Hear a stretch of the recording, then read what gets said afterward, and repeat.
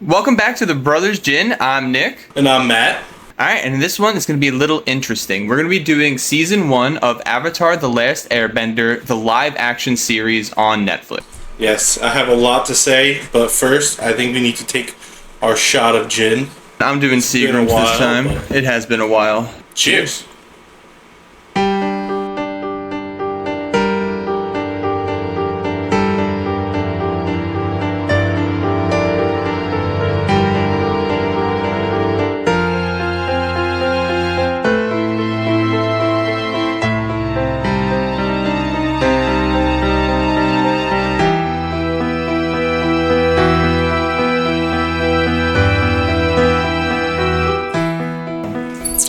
Brother. All right. So, what did you, before we get into, like, everything that happened, what do you think of the original animated series? Because we're going to compare a lot from the previous animated show to this one. And I believe, like, just going over what we thought about the original first, get that out of the way so we could just focus on the new stuff. I probably watched the last season mostly, the last episode, like the three-parter, because that's my favorite. Like when he masters, like spoilers. I don't know if there is spoilers at this point, but when he masters all four elements, and then he attacks the Fire Lord in that like epic. I don't know where they are, like in what place they're at, but like it's just a cool setting. The Wulong Forest. Yeah, but that's the actual place in the show called the Wulong Forest. That's what it's called. Yeah. Wow. I have to look it up. That's the backdrop. That marks the end of the 100-Year War. But yeah, that's something where that's what I remember from the first time watching it. I remember that, and then rewatching it again, it's like, yeah, I know that's coming. That's the coolest thing ever. What was your favorite part of the cartoon series? Oh, it's hard to say because I loved it all. So it's like really picking out one part is like it's difficult because all of it was great, and like the lessons that you learn. Any part with Iroh, I think, of course, that's going to be my favorite. When he's in the prison doing the pull-ups, the one-handed, like the one-arm pull-ups. Yeah. That's the best scene. It becomes jacked. That's awesome. Or when he just blows the fire. Or that's amazing. Or when Zuko and Iroh meet up again, and Zuko's like, "I'm sorry." Yeah. Like, how could you ever forgive me? And he's like, "I was never mad at you. I was just sad that you lost your way." It's like, wow, that's so good. Well, that kind of leads us into the show. That leads us into the show because I feel like they hit all of those beats of what you're talking about in a different way. And I feel like you disagree with that face, especially. You disagree. I do disagree. I think with the show, it's like a weird in-between. Like, they're trying not to, like, do the original animated series, like, as a one-for-one. But why are you doing it in the first place if you're not going to do it one-for-one? Do you know what I mean? Like, you've changed a lot of characters. Like, Aang is not the funny, goofy kid who just wants to be a kid. Like, I feel like he doesn't have to come to terms with being the Avatar in this live-action series. Like, he's too, like, analytical. He's not a funny, goofy kid that has to deal with being, the bridge between the spirit world and the human world. He's the... Want to do like a quick analysis of the characters first? Yeah. Because like there's characters and then there's the storyline. I feel like there's two very different things that you could like nitpick between this. So what do you think about Aang? You said Aang isn't childlike. No, he's not. He's too flat. Do you know what I mean? Like, he's very like... I was gonna say I agree with you there. Like he has no... Like, the voice actor for Aang in the cartoon had that, like childlike energy about him, where anything is possible. Like, let's go, guys. Like, let's go on the back of a koi fish, Yeah. Whereas this Aang is very, like you said, analytical, but very much like, if you want to relate it, he's kind of like the Sokka in the live-action movie. you know, where Sokka was supposed to be very like charismatic, outgoing, but he was more, you know, straight faced and all the whole time. Yeah. That's kind of like this Aang is. I do agree, it's bad. Yeah, he's just very like, yeah, this is what we're doing. And this is how you don't get to see, you know, a child. It seems like he's just a boring person, which is Aang. Like the story is about him. Avatar, the Last Airbender. That's Aang, and it's supposed to be about him, and he's just very, very different from the original series. I'd say yeah, Aang is the most different. What about Sokka? I'd say Sokka, they hit the nail on the head with that one. See, this is where I'm like, I don't know if it's because I have an issue with the live action not being like a 1-for-1, or if it's, you know, this is a true issue, but I don't like these characters. I don't like Sokka. They changed him. It feels so different. So you don't like the new live action Sokka as well? I mean, I feel like they got his like personality, not to every degree, but they got it a little bit. No, because for me it feels like it's more of a nod to the animated series than it is like this is who the character is. Do you know what I mean? Like all the jokes and stuff that he's involved in feels more of like, remember that from the animated series instead of like, this is who Sokka is. Mm-hmm. Do you know what I mean?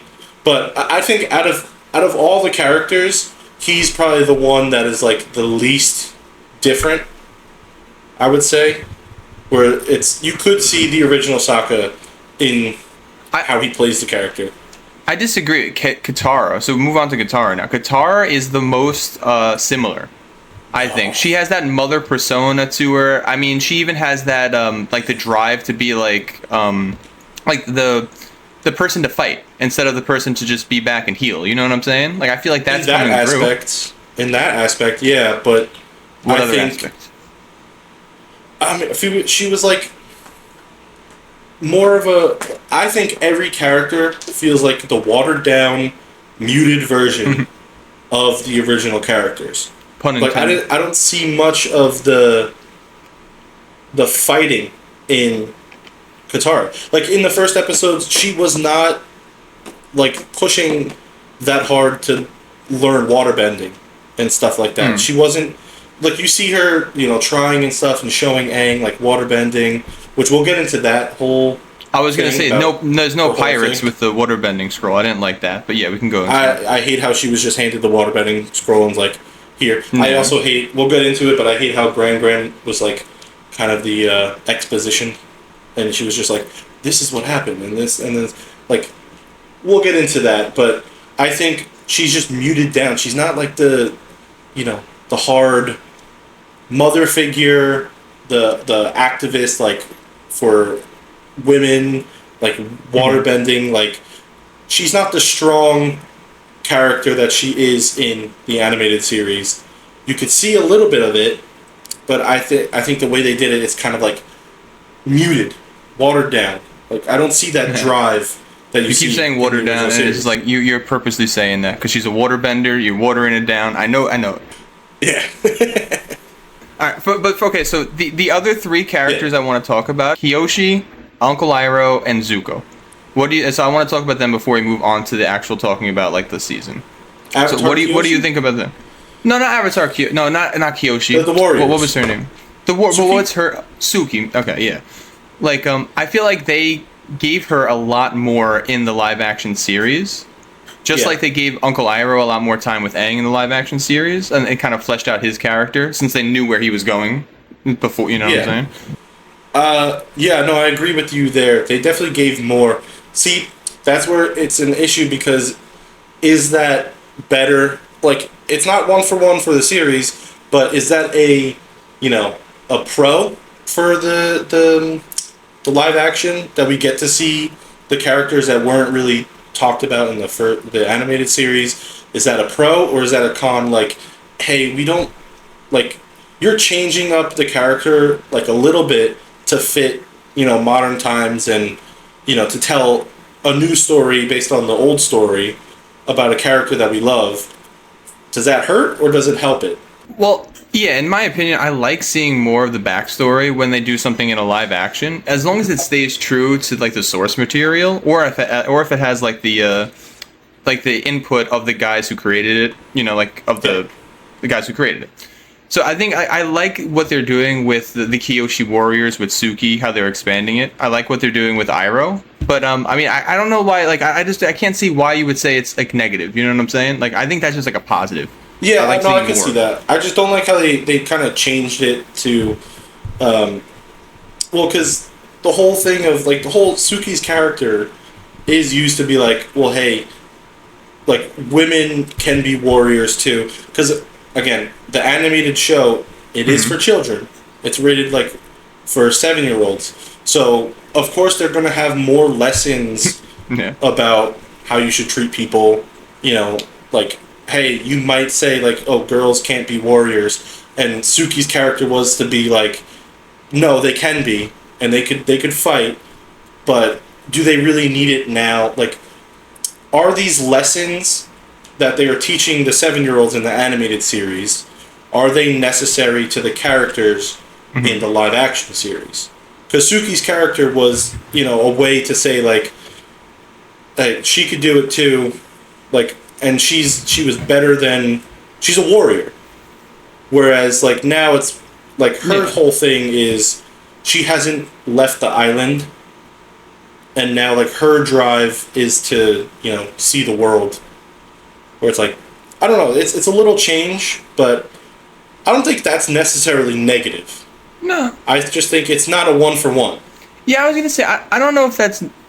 It's not a 1-for-1 of like, because they do have all those like themes of what you're saying of like the like empowerment, like she could do like she is a warrior compared to like Sokka, who is just like kind of a wannabe warrior, especially in season 1. He hasn't trained yet, so it's like I can see what you're saying, but I don't know. I like it, so I think we're just gonna disagree there. That's fine. But all right, do you want to go into the actual episodes now? I want to talk about the seasons themselves. All right, so let's talk about season 1, episode 1, Aang. I have some notes that I want to reference, but like I might be going back and forth, but we'll see. I loved how they did the backstory before they did episode 1. You get what I'm saying? So the cartoon started off with them. So Sokka and Katara floating on the ice. They hit the iceberg. They smack it. Aang comes out. They don't start there in the live action. They kind of start beforehand, showing you how the Fire Nation destroyed the Air Temple. And I loved it. What do you think about that? I do think that was good because it's definitely a tone shift from the animated to the live action. They definitely had to, like, these are some crazy stuff that we're dealing with. We forget in the animated series, the war started with a genocide. So I feel like in the live action, they're portraying the, you know, the start of the war and the atrocities that the Fire Nation was doing, just to set the tone that, hey, this isn't a kid's show anymore. You know? I can see what you're saying. Like, it's like, it makes it more adult for the people watching it, showing that, like, especially right off the bat, you see the guy, I think that's the first episode, you see the old Fire Lord. Where he bursts him into flames. Yeah, that was, you saw that, right? Like, he just is like, yeah. That was adult. Yes, and you're not, of course you're not going to see that in a kid's show, but like to me that's like, whoa, like that really set the tone of like, oh hey, like you're not seeing that on Nickelodeon ever. No, and they're gonna show you stuff like, oh hey, this was not a, you don't want to go against the Fire Nation because they are ruthless and they will burn you alive standing. What did you think of the bending? What did you think of the bending in the first episode? When it was the fight with the same guy we were talking about, the fight between the Fire Nation and him in the alleyway? Because I love the bending. The CGI was so much better than the live action movie where they all do one rock, you know? Well, so but that's like I thought it was too slow. He was going way too slow. I thought the firebenders were shooting a lot, but for him to pick up Earth and he was like moving his arm, lifting, like I feel like Earthbenders in the other one was just boom, boom. You know, it wasn't like so much grabbing the Earth. You know what I'm saying? Well, see, that was slow. They did that to make it realistic, like hey, if you're lifting Earth, yeah, like more realistic than obviously not realistic. Like, you can't bend Earth and lift rocks. Yeah, I know. But if you had to lift a rock, like, do you think they were like, oh, this is going to be heavy, so it's a hard move to do? I think that's what they were trying to do. Like, 100%. Yeah. Because, like, why else would they make it go so slow? Like, that you're trying to depict, like, moving Earth. So I guess that, 100%. But go back to what you were asking. I definitely think the bending is so much better. Not better than the original series, because the original series was based on, actual martial arts, and they had a lot of, like, true to Earth, like, true to, like, reality moves and stuff, and they blended that well with what would these moves do in a bending sense. But I think seeing it was really cool. I think the CGI was incredible. Like, seeing the ground come up and stuff, it's like, whoa, that's cool. Like, that's what it would look like if benders existed. So that was cool to see. I feel like also in the animation, you could do a lot of angles and a lot of, like, cool things you can't do in live action. So live action is kind of hindered in that way. So I feel like that's probably why. Like, it'll never be perfect to the cartoon with that. No. And no, you can't... I don't care about the bending aspect. I think that's probably the biggest plus for the live action show. Like, that's the biggest sell for me, where it's like, well, at least they got the bending correct. Because that's not story. That's not characters. That's not, that's not a plot point. That's just makes the show look good. That's just money. Yeah. A whole bunch of money. That's where the money was spent, is all that CGI. Yeah. Because I think they made it in those, like that dome. Yeah, like they did with the Avengers, screen. right? Yeah. Mm-hmm. So, that's cool too, but the bending, I really liked the bending. I think for me, that's the only positive.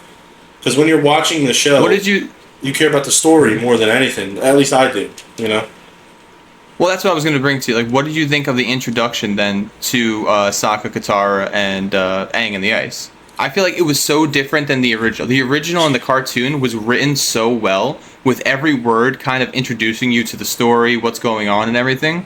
Where this one was kind of like you said, it was just trying to hit the beats of the cartoon. Yeah. It wasn't like flushed out. It's like everything is just a reference to the original source material, whereas like the original, they had to introduce characters. Like, you had to learn about Sokka, Katara, and the Aang and everything. Whereas the live action, it's like, these characters existed.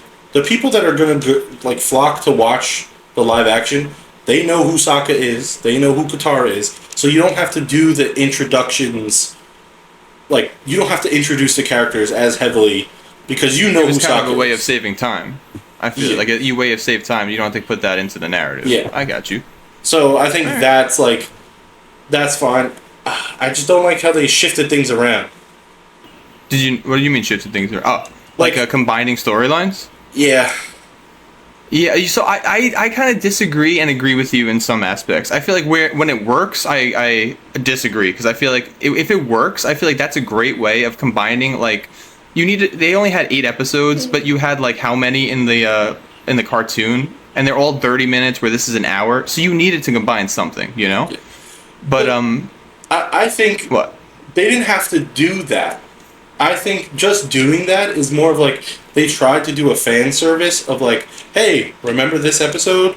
That's what we're talking about. Where it's like, let's say, for example, Omashu, right? They included the Mechanist storyline, but they put him in Omashu. It's like, why is he there?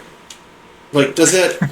why, and Jet, why is he in Omashu? Like, are you just doing that to be like, hey, remember these characters? You guys like these characters? Here they are. It's like, should they have done that? Or should they have... Like, you could have done that's an example a 5-minute thing. Yeah. That was a bad of combining. But I feel like the good version of that is, like, Season 6, The Masks. Like, when they combined the storyline with... like, when Iroh was telling the shipmates about Zuko's backstory. I think it was The Storm, the episode of The Storm, in the cartoon. I feel like the way that they intertwined that in that episode, Season 6, The Masks, on the live action, that storyline is better because, like, I don't want to watch a half-hour episode of just flashbacks on a ship.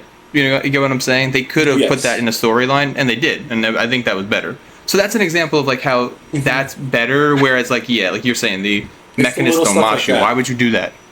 Yeah. Yeah, that's fine. And I feel like that was a good way of saying, like, this is the story, this is the plot line that we're talking about, and, you know, we're telling the story how we want to, and that's something you can just drag and drop anywhere in the series, you know? Like, it is a little bit of the, you know, it's a callback to the original series of, like, when it happened. It's, you know, explaining why Zuko is kind of like a, you know, how do I say it? Like a sassy teenager. Whereas, like, in the original series, I don't know, it's kind of the same. Where he's like, why is he... I think they changed Zuko. Sidebar. I don't like Zuko. I don't think they changed Zuko him at all. At all. I think they did I did him justice in the first season with the cartoon, because in the first season he was very much a one-sided character, very much like hot-headed. I only want the Avatar. Don't listen to anybody, and like there is no arc yet. Like he was that bad person. In season 2, hopefully when we talk about it, like I want to see some arc. You know? Right. I think in the animated series, the story is about Aang and his journey to defeat the Fire Lord. I think the story is also, like, A is, you know, Aang, and B is Zuko. The redemption arc between the redemption arc of Zuko, yeah, 100%. You could argue that it's more of that. Part. Yeah, no, you could. Yeah. Like, the story could be, this is Zuko's journey, but we're focusing on Aang. Like, we're telling the story of Zuko through Aang and his journey.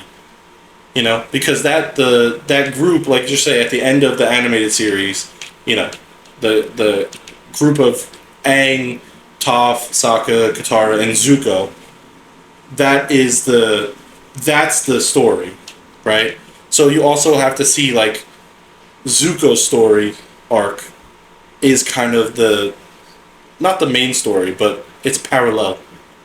You know? 100%. It's a very good but like a subplot or whatever they call it. I don't know. Yeah, a subplot or storyline maybe. I don't know. Yeah, that's. What did you think of Iroh? So in like kind of towards the end of this Aang's of Aang the episode, what did you think of Iroh and him meeting inside the prison though? I kind of like that scene where it was kind of showing Iroh as more of not on the Fire Nation side. You get what I'm saying? Because in the first step, like. In those first couple episodes in the cartoon, you saw Iroh fire literally at Appa in the sky. Yeah. Kind of showing that he was kind of ambiguous. You don't know where he was at yet.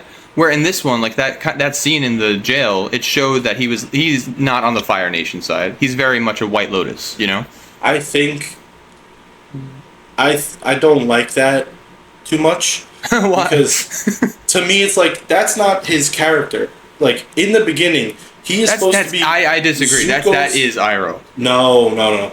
That he is Zuko's mentor for the whole time. When Zuko finds his way, then he's White Lotus. He's supposed to be like the nice person. He's still Fire Nation though.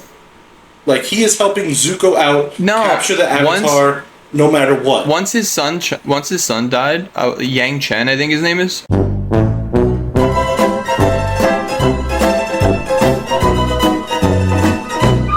Once his son died, then he became a White Lotus member. He saw the Fire Nation as just one of 4. You know, like I feel like that is. But that's when he changed. I don't think. And he viewed Zuko as his son. Yet. I don't think you're supposed to see that just yet. Like in the live action, they're doing like, yeah, we know he's the good guy. You know. Well, if you think about it from like more of an outer perspective kind of thing, though, like. The writers didn't know 100% what Iroh was probably going to do in his arc until like maybe season 2 of the cartoon. Whereas like the live action has like the foresight or the knowledge of that to like, oh, I know what he's going to be, so let's do it in the beginning. That's what I was saying about Sokka and Katara and stuff. Their introductions. It's like we know he's going to be the character everyone loves, so we could have the freedom of, you know, treating him like he is instead of telling the story like they did in the I see animated what you're series. saying. You know what I mean? But I think that is like, I think that was a good example of, like, in my opinion, the Iroh scene in the jail is a good example of that. Whereas the like you said, Sokka and Katara in the ice, that's a bad example of how we just brush over like information. You need information in some points and you don't in others. I disagree though. I feel like we shouldn't love Iroh right away. And okay, jumping off this because we disagree on this because I think Iroh should have been like similar to the start, where he is Zuko's mentor. He's gonna help him capture the Avatar and stuff, and you know, then he shifts to, you know, everyone's mentor, where he helped Aang in the animated series through the tunnel, where he like says that whole thing like. Actually, I don't know. I think in the cartoon, I think the writers did want to go back and rewrite that, because there was flashbacks of Zuko and Iroh in the Air Nomad. Remember in season 3 when Zuko was trying to introduce himself to the gang, and he would get flashbacks of Iroh and him being at that same air temple? I feel like that was the writers trying to get them to be like, you know, like he was always good. You know what I'm saying? Like, I don't know. I don't know if I'm trying to stretch there, but I feel like that he was always good. I don't know. He was always not good. He was always on the side of not the Fire Nation. Yeah, he was always like spiritual too, and I just think that they changed it. Like it's too much like a nail on the head or whatever. Like you're making it like a little too obvious in the live action series, but you know, it's whatever. I think they destroyed General Zhao. Yes, you have some negative things to say about him. I don't. I think in the cartoon, the beginning, his intro was very strong. But even in the cartoon, as he was like progressing, like I watched this guy. I know you just watched him too, overanalyzing Avatar, right? Mm-hmm. And he would always say how the character just got like so like shitty towards the end, where he would just like. He fired on his own ships. You get what I'm saying? He destroyed the moon spirit when strategically you probably wouldn't want to do that. You know, he became like not smart. But that's the character. Like, that's them, like, again, because it's for kids, telling the lesson of, you know, don't be too like stuck up and don't try to be too like forceful. Do you know what I mean? Like, you got to have a level head. But how in the live action is it different than because he was from the start in the animated series, he was like a force to be reckoned with. You know, he was like he was obviously against Zuko. Zuko didn't like him, and then first of all, because in the thing, he was introduced by Iroh, and he's like, "Oh, hi, I'm Commander Zhao." It's like, what? Like, he's supposed to be known. Yeah. Like, he was supposed to be this feared character of like, oh, it's this guy. Do you know what I mean? And when they did the Agni Kai with him, and it shows how Zuko can kind of hold his own against a firebending master, like, he's supposed to be that character where, like Iroh said in the animated series, even in exile, Zuko is more honorable than you. Do not taint your victory. So this is how the great Commander Zhao acts in defeat? Disgraceful. Even in exile, my nephew is more honorable than you. He's supposed to be that character that's like dishonorable, only cares for himself, and I don't think that was portrayed. I don't think they played that out in the live action like that. I think with his introduction, it was just like, come on. I do think they make him that character. It's just in a longer way. You know, like everything about the live action, I feel like is just done with a slower pacing. Yeah, a cartoon was so much quicker. Which is funny because it's a longer like series. Like the animated series is longer. Well, the animated series is longer, but also like shorter episodes. So it is weirder in that way. You get what I'm saying? So it's like a longer story, but also shorter episodes. Like it's like easier to eat. You know what I'm saying? Like easier to like take into easier quantities. So when I think it was Avatar Roku, when he was in the I guess Avatar state. I guess we could talk about that too really quick, of like he could access Avatar Roku and Kyoshi so much easier than he did in the cartoon. He just meditates and then he goes to them and they could talk, whereas before he had to go to on the solstice, he had to go to the Fire Nation temple, you know. Yeah, that was weird. That sets up I think they're not going as serious with it. The whole spirit world thing. It's because on the solstice, the spirit world, the bridge, it's like closer. They overlap. Well, no, that's what I was gonna say. So it brings me back to what I was gonna say. He brought up the faceless god, the mother of Ko, and that's only in the comics in reference to Zuko's mom. Mm-hmm. So I feel like they're kind of like alluding to that already, and that's all spirit world. Like, you know, spoilers to the comics if you want to read them. Zuko's mom goes to the Mother of Faces and asks for her face to be changed, but she doesn't just change faces, she changes personality. Apparently that's where, you know, in the Avatar world they got their different personalities from that spirit. Yeah. So I feel like that's what they're alluding to. I feel like they're going to give us a season 4, or maybe like we were saying how they combine all these storylines. Maybe we'll have it in season 3 or 2, you know, just like thrown in there. I wouldn't like that. I would not like that. You wouldn't? That I would. That's too far. I feel like put the season 4. I mean, like if you're combining stuff in one season, that's okay. But if you're gonna put stuff in season, let's say the metaphorical season 4, hypothetical, not metaphorical, you shouldn't put it in season 2 or 3. Don't like touch that, you know? Yeah, I can see that. I feel like that's my whole thinking of like the original stuff. It's like why are we changing things up? Why are we touching stuff, you know, to begin with? What do you think of Roku? Oh, I do not like the Roku that is portrayed in the live action at all. Roku, I think you were saying it too. Like he was too animated or whatever. Yeah, he's supposed to be goofy. Stoic. He's supposed to be he's not supposed to be goofy. No, he was the stoic. Like just think it what perfectly portrays Roku and how he should be portrayed is in the animated series when Zhang is saying, "I will not teach you firebending. You're too weak." And then it turns the thing, and Roku's standing there. You think I am too weak? I'm weak? You are not ready. You are too weak.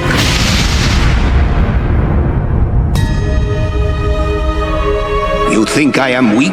Avatar Roku. No, I did not mean that. I have mastered the elements 1,000 times in 1,000 lifetimes. Now, I must do it once again. You will teach the Avatar firebending. Yes. I will teach you. Really? That's great! Like, that portrays how he should be played. Like, that's how Roku should be. Not this stupid, goofy character. Like, I guess because he was, like, in the one scene where he's showing his backstory, Avatar Roku's backstory. Oh, yeah. But that's season 3. Stuff. Yeah, I think that's why they're saying, like, oh, let's make him, you know, funny and a likable character. I could agree with what you're saying then, because that's what it goes back to what you were talking about, how like they had the foresight of his character, so let me put it into this. Like they did that, they should not have done that. No, but that's what I'm saying. That's why I have that same logic about all the characters. It's like Iroh should also be like he is. Roku is supposed to be this stoic character, and it's like, oh, because he's funny when he was 16 and learned he was the Avatar, you're gonna do it, you know? What do you think like they're gonna do? Wait, when it comes to that, are they gonna do the flashbacks, and are they gonna even do the one episode? I forget the name, but it's the Leaves of the Vine. That episode, where it's all 4 like segments. Yeah, how they do it in like the anime, like Tales of. Oh, of Ba Sing Se, yes. Tales of Ba Sing Se. Yeah, where they go through each character's thing. I don't think they will do it, and if they do, I don't think it should have been done. That'd be so sad. Because it's a Leaves from the Vine, that whole, Iroh story. If they touch it and try to do it at all, it better be the best thing that came out of this whole series. Well, I do fear that they're going to just interweave that into season 1 and 2, and they're not going to give us that one episode that has that. But I'm fine with that. I'm fine with that because I feel like I would be more upset if they tried to do it and then failed miserably. Do you know what I mean? Like, I'd rather leave that emotional part in the animated series, tell us the story of, you know, Iroh, like, weave it through the first 2 seasons, but don't touch that, because everyone loves that. Do you know what I mean? Like, that is, like, one of the best parts of the show where it's like, wow, that's, like, the saddest part, you know? So it's like, don't touch it. Let it, you know, tell the story in other ways. That's where I can be like, okay, don't, like, that's fine that you change that up. I do think, I don't know though, because I've been thinking, like, I don't know if I would like a one-to-one replica of it. Because maybe I would, or just maybe it's impossible. Because I think it's what we're talking about is the difference between voice acting and live action acting. Yes. You can't, like, get the persona of Aang's voice in live action. You know what I'm saying? Yeah. You can't see that on screen. I feel like you could have done better. But no, I agree with you completely. Could have done better. You're right. You didn't see? Did you see season 2 yet? So, like, do you have anything else to say about season 1? Because I want to kind of talk about season 2 a little bit. I didn't see season 2. Okay. So I could say, going back off of what you were just saying, you cannot do a 1-to-1. So I feel like some people are, you know, they can't get over the fact, like, why would you do it anyways? Because, like you're saying, it's never going to work. Like, a 1-for-1 will never work in live action because it is live action. It's an adaptation. But that just brings up the question, why are we doing an adaptation if we know it's not going to be as great as the original? You know you're going to have to change things around. Why are we doing it? Do you know what I mean? Why do it anyway? Yeah. But I agree. You cannot do 1-to-1. I think they do it to bring it to a new generation of people, because if, like, we wouldn't be talking about it as we do right now. This would just be like, oh yeah, remember that show back in our childhood? Yeah. At least it's like, I think it is good enough to where if I had a kid, I would show them the live action after I showed them the cartoon. After, yes. Yeah, after, you know what I'm saying? After is the it's worthy to show, no, you know? I it's not also worthy to only. Do you think, maybe a little conspiracy, that they purposely made it a little bad. So they'd be like, oh, this is not the original series, and then they go and watch the original series? Like, to keep the animated version on Netflix alive and I think there's so many production studios. I think there's the Avatar, I think there is like an Avatar production studios, and then Netflix still had the rights a little bit to Avatar before it was completely like sold. So like, I think this is just Netflix trying to capitalize on the title before it's like, because there's gonna be Kyoshi, that whole storyline. There's supposed to be Avatar Benji, like, you know, like all of that. I haven't heard anything more about that, but I feel like with that studio, God bless you. I feel like that studio, like, I don't know. I lost my they're still doing stuff, because like, I didn't fully watch Korra, but Korra was good. We could talk about that. Well, you didn't see Korra? I didn't fully watch it. I got up to the part, spoilers of Korra. You're not gonna like Korra then. Yeah, no, I already didn't like Korra. Can I tell you spoilers? Can I tell you spoilers? I don't care, Okay, so you can continue, just in case. I just want to, I was like, you can tell me spoilers.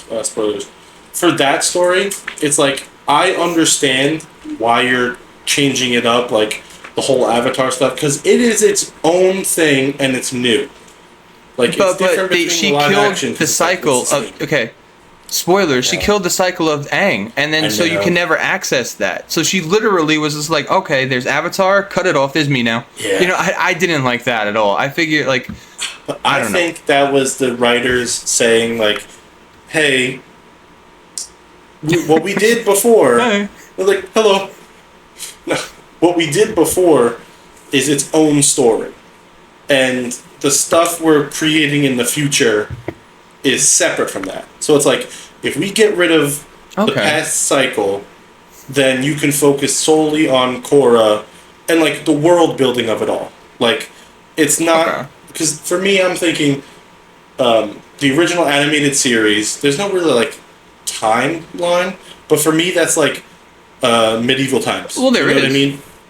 Oh, you're talking about timeline as in like Like a where time it's placed period. in history, Yeah, not yeah. like because it's by the end of summer. Then you No, there's like that's a strict timeline. But I'm saying there's Yeah. no. I know what you're saying. Like, if you relate it It's to like our medieval historical times. events, like Yeah. what frame would they be in? There's no I don't know if cars they would and say stuff. medieval times actually, because like okay, well It's the I don't car. like we can. Like, we have to cut off the core because this could be a whole different it's gonna be too podcast. much. But I think they went a little too quickly between Avatar, The Last Airbender's technology and Korra's technology. I was like, how did that happen within You one think so? lifespan? Yeah, no, you I got think cars. It would. And you know, You have no. benders.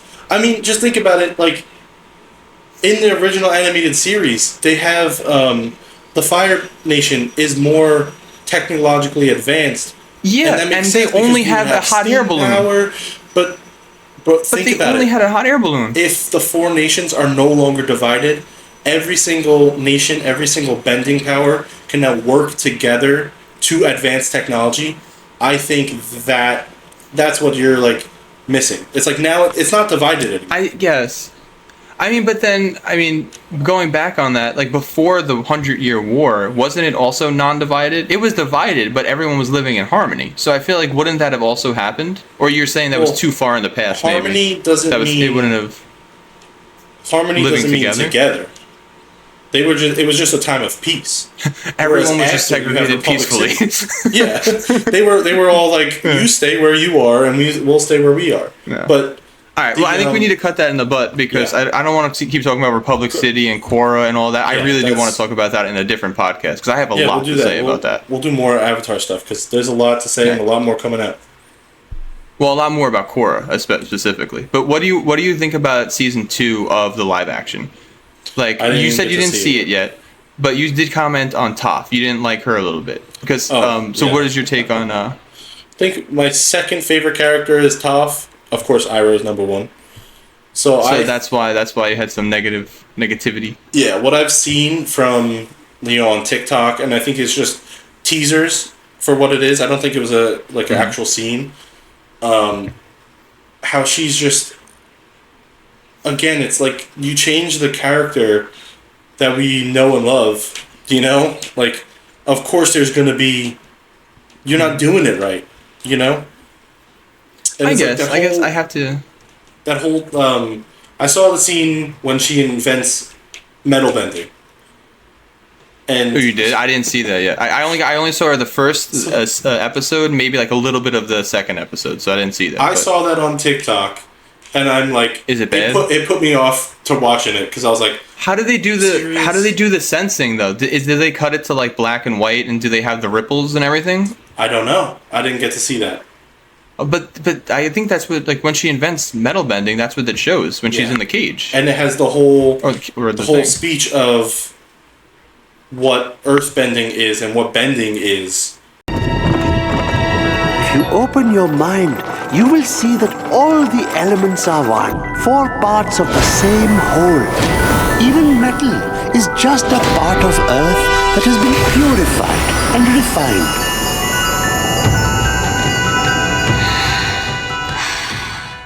In its Mm-hmm. simple form, it's the metal is just earth that has been refined, and that's her Yeah. coming sensing the earth in the metal and saying, oh, I can bend this, and so she creates it. You didn't see that in that clip? No, I saw her Sad. bust out of the cage of the metal cage, introduce herself to her mother, saying, I am Toph Beifong. And I invented metal bending. That's the exact line she says. I'm Toph Beifong, and I invented metal bending. I am Toph Beifong, and I invented metal bending. That is so stupid to me. That is because, on the head. Yeah, first I of don't all, like your that. mother It's knows just your gross. mother knows who you are. You don't need to say I'm Toph Beifong.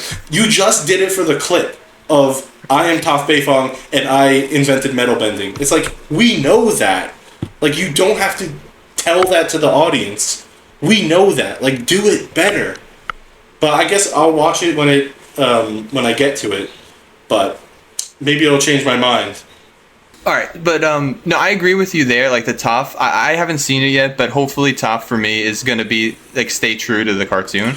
But they're having the same problem as Stranger Things. The characters are aging very quickly in comparison to what happened in the source material. Even granted, Stranger Things had no source material, but like Avatar, Aang, if you watch the first episode, you're gonna see him look a lot older. He looks old. Yeah, he looks old. By season 3, he's gonna look like Gyatso. You know? Yeah. But that's the issue with like animation, like voice acting versus in person acting. Like, you could hear in the animated series Aang get older throughout the show, but it's not as a big of an effect as watching a little kid and then a full grown like a teenager grow into a teen. Whoa, he's old now. So I think that's... No, it really does, like... Because in the show, the cartoon, I don't think, like, you hear it in his voice 100%, but I don't think they draw him any older. I mean, yeah, they give him hair at some points, they do other stuff, but, like, he's never drawn older. No. Like, maybe more mature, but not like, age-wise. No. Like, they draw him... He does it a little... Like, he stands taller. He's, like... He has more muscles and stuff, So, that's where he's, like... different, but they don't give him like he had a small face and now he has he's old. He's almost an adult. Like come on. The funny thing, which could be cool, if they keep doing this and they do it a little bit faster, they could lead into what they're doing now. Like how it's the teenage years of Aang and all of them. Mm-hmm. That'd be pretty sick if he could just be the same actor all the way through. That would be pretty. But that'd be funny. But yeah, do you have anything else to say about Avatar live action? Are we going to do a season 2 watch, or are you really bad that you can't watch it? Are you going to watch it? I'll watch it. I'll put it on 1.5 speed so I can just get through it. No.